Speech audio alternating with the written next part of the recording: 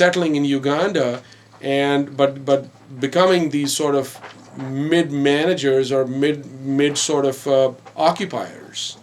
But also I think that while that may not have happened in areas of where voluntary migration did take place, or forced, and I think we need to redefine that too. That the farmers that left were also in a way forced out of India as well because there were no other opportunities. So migration itself is such a, and not just migration to the rest of the world, but intra-migration. And I think that's how we need to be looking at India and South Asia as this incredibly diverse expanse. So not, and I was telling Fazil earlier that this is something that, interestingly, how Aisha Jalal and Sujata Bose had talked about, that not that not unity through diversity, but diversity within unity. How do we then bring it out there where you have these how people are migrating and how that affected the region itself. That's true. And how that has played over the years. Then how even in the more recent context that how Kashmir as a Dogra state became a Muslim majority state. What happened over there? And then what happened through partition. So so these are all, I think, sort of critical things that we should be looking at, and so how do we make those linkages where what happened to the Americas? So how we are still looking as how do we make those linkages through this new phenomena or more later on phenomena of guest workers? Whether those were in Turks in Germany, which were brought in to rebuild the infrastructure, but now they don't have access to full citizenship. Mm-hmm. Or people in the United States, who don't really want to, just prove their whiteness to lay claim to full citizenship, do stay excluded. So the slave labor.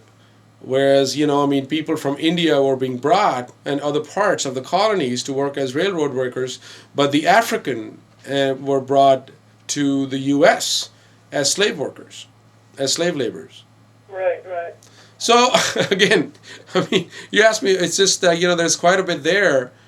So I think maybe, another way to look at this also could be to draw something backwards. Right now there's this whole thing about Mumbai going on, and Gaza. So how did Mumbai happen? What could be a historical reference? How can we draw upon this and see, what is going on there? How? Yeah, I think use like the news peg as an opportunity to explore the historical conditions leading to that point. Yeah. Is that what you're thinking? Yeah, just like, just as for the lack of anything else that is on the table right now. We could. It'll be newsworthy, obviously. Everyone will know about it. It'll help us, launch into this more complex understanding of the region that you want to kind of push forward. Right. Because let's face it, most people's experience of India is like an Indian restaurant. So. Yeah. See, the idea about guests is, I think, to have a conversation, and so that that way it's like what Fernando told me is when they're doing the news, they get somebody else to say what they want to say. Mm-hmm. So so maybe what you want to do is have 6, 7, 10 basic ideas or topics that you want to touch on, and then, for example, you could talk to Tayyib, and like you're having this discussion, and so you and Tayyib have this discussion, and I don't know if you want to involve another person to talk about Mumbai, for example. You could keep Tayyib on the line, And so when it comes to history, you could. So all of these topics then turn into a conversation. Mm-hmm. Well, I mean, somebody, About- for example, there's a guy I just became aware of today. His name is Vijay Subramaniam, who's now at UCLA. Oh, I was just looking up his CV the other day. Oh, are you? Yeah, he seems pretty cool. Yeah. So somebody, because I was asking, and the guy Tayyab that Fazil just mentioned, he's a very dear friend. And I think somebody who is a scholar in South Asia, and particularly, I think, I mean, he's an associate dean of law school up in Seattle, and has written quite extensively, but also has done his research is also really about the legitimization of dictatorships, that how jurisprudence legitimized Ayub Khan's regime, for example. How were dictatorships the failure of jurisprudence, if you will? And Sonali and I, when we co-hosted the show, we had him on the show. So I was asking him about Aisha Jalal, because he knows her. So he said, "Well, you got somebody right there in L.A., Vijay Subramaniam, who'd be tremendous, and who's like this wealth of knowledge. So that might be somebody that we can bring." And I think the opening could be as to that this is what the conventional wisdom or the conventional news about it's Bollywood, Madonna, henna, but this is something which has a very long history. Traditionally, just been really the prize. All around, historically speaking, because of the sheer wealth, both cultural and resources. So and how do we bring it? So with Mumbai, so I'm kind of trying to figure out how best can we bring his scholarship to talk about it, and it could be like in 2 different specials. Yeah. So you could have Tayyab on the first one and Subramaniam on the second one. Or bring Subramaniam in the first one as somebody local. Okay. Yeah. Wait, is this Sanjay Subramaniam who studies the Dutch East India Company? I thought it was what's his name? I actually noted his name down. He's at UCLA too, and he's the head of the India Studies Department. Yeah. Is that Sanjay Subramaniam? Yeah. Oh, okay. I don't know what his latest work is on. Maybe it's on that jurisprudence. But... No, that jurisprudence is somebody else. Oh, okay. Yeah. Yeah, Sanjay Subramaniam teaches courses on medieval and early modern South Asian and Indian Ocean history. Yeah. And the history of European expansion. Right, so he will have a great kind of pre-colonial to modern perspective of the region. And I mean, he actually is cross-disciplinary as well. He wrote stuff for the London Review of Books, and so I think he'd be a really great. I don't know how he'll be on air. Maybe we can. I don't know if have any of you talked to him yet? Or? No, I've not, but I can give him a call. Yeah, I mean, if he seems to have a kind of good on-air presence just from the phone call, you can probably be able to tell. Seems like he'd be a good person to have. And always we should try to bring the people in if they're local. Have them come to the studio. Yeah. It makes a big difference. Oh yeah, we will have him come to the studio. So there he is, this fellow. I think I may have met him. I don't know if I did or may have seen him. Yeah, he looks familiar. Yeah. So, then are we then veering towards having a special on? I don't know.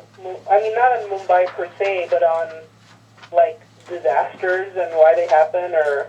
Well, I think it's also I mean, or maybe to look at that anytime the conversation starts off, there's a lot of tendency to look at it through its sheer conflict. But I think the other piece also could be, and it'll be interesting to talk to him about it too, what his thoughts are as an economist, that how over the last 20-30 years how the dramatic shifts are taking place, or at least what was a perception. So India as a non-aligned state i.e. considered sort of more on fringes of experimenting with socialism post-partition. Um, you know, in at least maybe non-aligned but yet considered in the Soviet camp, Pakistan very much aligned to the U.S. and Western capitalist interest, Nepal as a monarchy, Sri Lanka. So I think it'll be interesting to see that how these dramatic shifts are taking place, where now India is with its this growth rate, now the perception of India as this mega consumer, hyper consumer oriented capitalist society and developing. That's where the eyes are. How Maoist movement, at least for whatever it's worth now, the monarchy is gone. So these are and then Pakistan going from this sort of a satellite state of Western capitalism, now becoming an extremely anti-Western fundamentalist state. Yeah, so I think, like you said, combine all these things with that past, present, future kind of thing. So, because if it's the very first show, you start with a little bit of history. Right. And so it's Howard Zinn right there, he says, if you don't know your history, it's like you were born yesterday. And you will believe anything that people tell you or the government tells you. So maybe a little history, and then in that context of history, then maybe like some of the topics you mentioned is migration and colonization, and what you were just saying about this after independence. India was non-aligned, Pakistan, Nepal, and then that brings us to present in that past, present, future kind of idea. And the future could maybe involve strategies SAN is using to organize the community. Maybe profile some project that's in process or something like that. Or maybe to kind of look at the intersectionality of the work, where not operating in silos, but really looking at the community and its wholesome. How is this SAN's work working right. in the Southern California region? Right. And through that, then trying to challenge some of the existing paradigms as well, where organizing is only seen as, through labor movement. Oh. Where I'm sorry. So what? I'm not familiar with the stereotypes of activism, but so what are the other potential? Well, yeah, intersectionalities. And that's fundamentally has been SAN's work as to that how do you then link. A person. There is so much going on. Typically in nonprofit or grassroots movement, a lot. It's particularly in the West. Organizing is based on the labor organizing model. That right. It's very issue based. That you have an issue and you organize around an issue.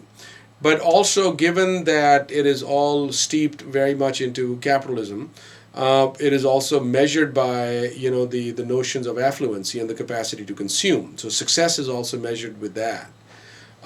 Whereas I think in mostly, non-Western organizing, or where where decolonizations and other revolutions were taking place, organizing is more broader community, where even if you don't work, there are other aspects of your life. So but I think what I'm saying here is that there is a tendency to patronize the survivor.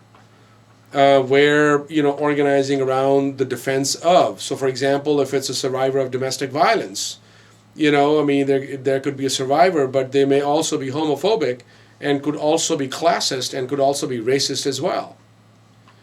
So, how do we then challenge the individual? And how do we try and transcend this fine line between survivor and perpetrator? Okay. Do you know what I'm saying? No, I get it. That's the intersectionality of what we are talking about. You may not have access to healthcare, but then there are other issues that affect your lives as well. Both from the external and then there's internal violence going on within the community too. to not sound so kind of like policy oriented, or to have, is it possible if we can get like a person and who could just narrate some experience that would embody that intersectionality? That's what we have, because radio needs like stories. Right. Because we could just sit there and say all that, but it'd be better if someone. Yeah, showed us. no, absolutely. I mean, numerous stories, but then again, we'll have to see. But that by itself creates its own segments too. Mm-hmm. So maybe in the intro, that may not be the most conducive thing to do. Like maybe someone who San like supported, Mm-hmm. and maybe through being helped with from San, through getting the help of San, maybe they used to be homophobic, but then they realize, oh, I'm a victim of domestic violence, so how can I be homophobic? Right. I don't know. You Right. know what I mean? Like, I don't know that dream subject exists, but. Well, I mean, there are people. I mean, I can just people within SAN. Their own transformation, their own transformation about their own sort of orientation about gay, lesbian, transgendered issues, but then how they were able to challenge themselves. How do we bring this into conversations as well? How do we then talk about it? Yeah, but I think maybe that's such a vast area that as we move along, that would be interesting to bring in. But so I think maybe to in this scenario as a special, we can talk about just sort of migration. So keep migration as the focus. Yeah. Okay, so is there a consensus on that? I would say it's good to like migration would be somewhere in the middle of it. At the beginning should be history. Okay, that makes sense. So history is going back thousands of years, and then the migration, like you said, there's the migration to Africa, there's migration to here, the farmers and so on, the early migration, then the intra-migration after India-Pakistan, and whatnot. I mean, and then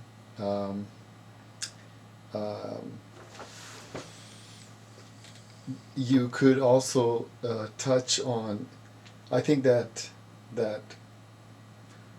past, present, future kind of a thing, kind of loosely following that idea, history, and then kind of chronological kind of, and then in the present, then you could maybe mention whatever is going on in the present, like Mumbai, or like the story of the Badami Bagh, or it's if it's stories, then it could be phrased in the form of a story. Mm-hmm. Mm-hmm.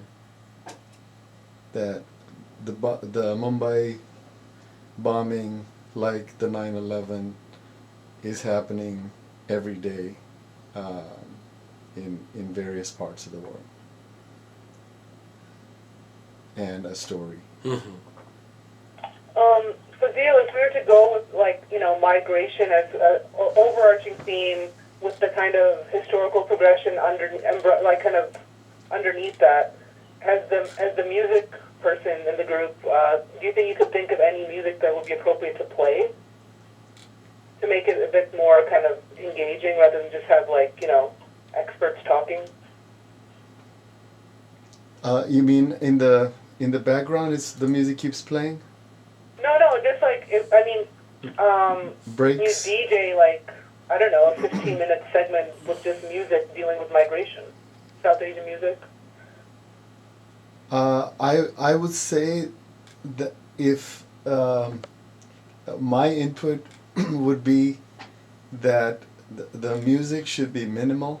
Music will be important, but I would say each segment of music should be like maybe 1 minute, and it comes in as a break, and it could be very political, but it communicates the idea quickly, then goes out, then goes back to the conversation.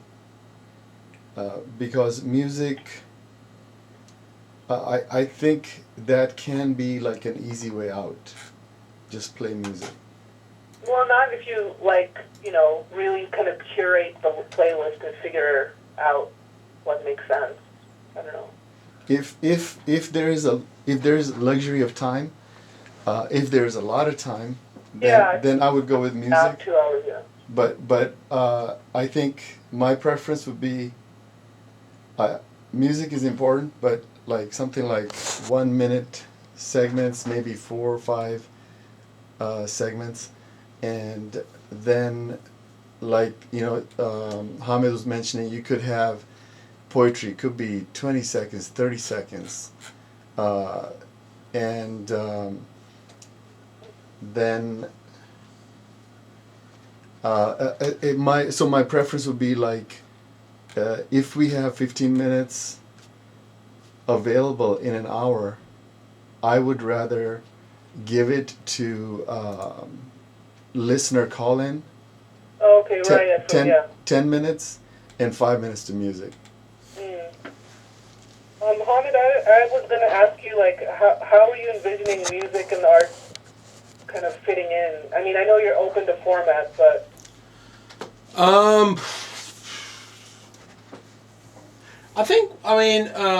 I do want this to be interspersed with music. I mean, I think what kind of music is something that I think it'll be good to explore. But I think also, and I think it's what one thing that needs to happen is that because music and literature and poetry are such an integral part of the culture of South Asia as well, in different sort of manifestations, and dance, and I think it would be really nice to kind of bring that into the mix as well. How we do that obviously would be interesting. I mean, whether rather than reading poetry for 5 minutes, there could be like an infusion of some stanza here and there, like a couplet, and then that's interesting. And leaving that's the unit of poetry in our culture, anyway. Yeah, and to kind of leave people as a closing couplet with the thought with an English translation. That would be cool. And then the basic essence of a couplet as well. Whether it's Tagore or Ghalib or Iqbal or so that would be one. So I see that. But again, those are obviously we will be exploring that. So right now, I would suggest that we go back to the special piece and see what would be something. But were you asking me within the context of the special? Yeah. Okay. Did you see a role for music in the special? Yeah. I mean, I think I definitely, see the role now. I think that the challenge would be that whether, there's already while I love the music, but somehow whether it gets co-opted in the Western mind, that would be interesting to see. And I'm talking about Nusrat, for example. Right. I mean, amazing music, but whether that has now become this sort of it's been overconsumed in the West. So that would be interesting. But I'm very open to, because it's just great music. Yeah.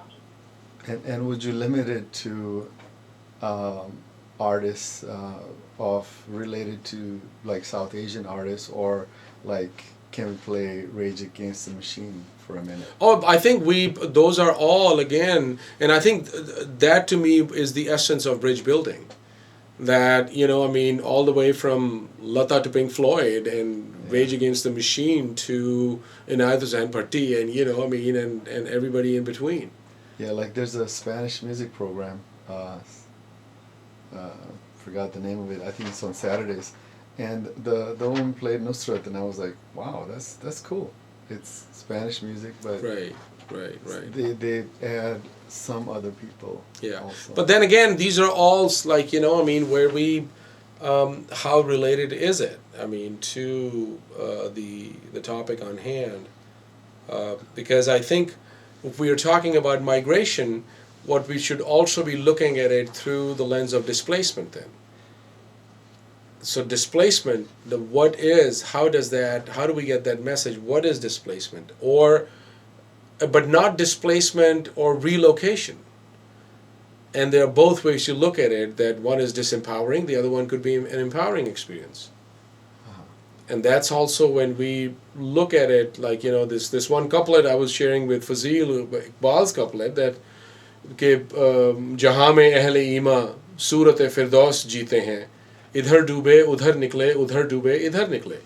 And that's like this notion of in essence, what he's talking about is that people of the world who have the wisdom and strength and they live the life of a sun, Surat Firdaus, jeete hain. Like the face of the sun, they may be setting here, idhar dube, udhar nikle, but coming out somewhere else. Beacon of light. So yeah, it could be cheesy. Like I know, but it could be very cheesy and a beacon of light. It could be seen as a relocation, but it's also constantly, the global presence of who we are. But it also not like one doesn't have to be physically there, but using this medium to as building these linkages. And so in exploring the immigration and displacement, then I think like what's related is like colonization, right, and other factors, whatever other factors are, right, economic, political, right. So I think and I know that how much time do you have, Sabia, by the way, because I know you have to go. I know, about maybe 10 minutes. Okay. So yeah, that's how I'm thinking of music and poetry as well. Since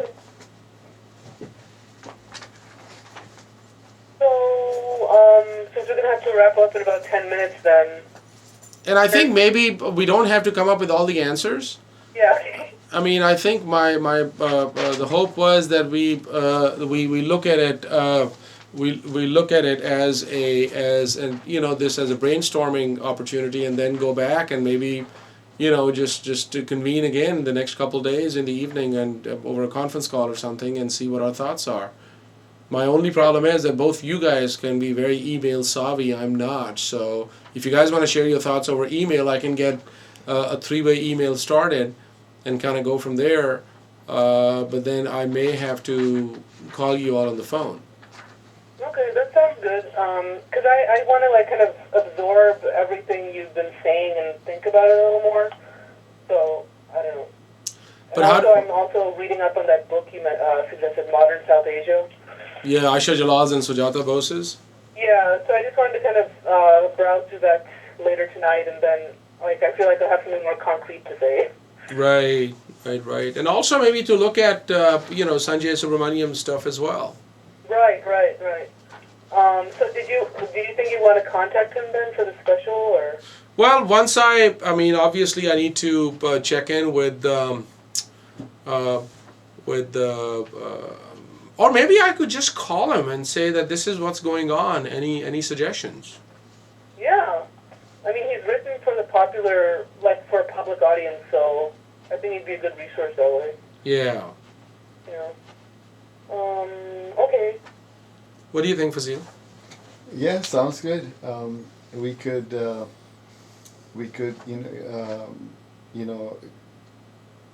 communicate through email also, and also have a conference call again. Yeah. Set the next conference call. Yeah. So how about if do you want to set it up now as to when you all are available? Yeah. Sure. And I can email you the call-in numbers as well, or I can just do a 3-way if I'm here. But if not, then if it's in the evening. So what's usually a good time for both of you to talk?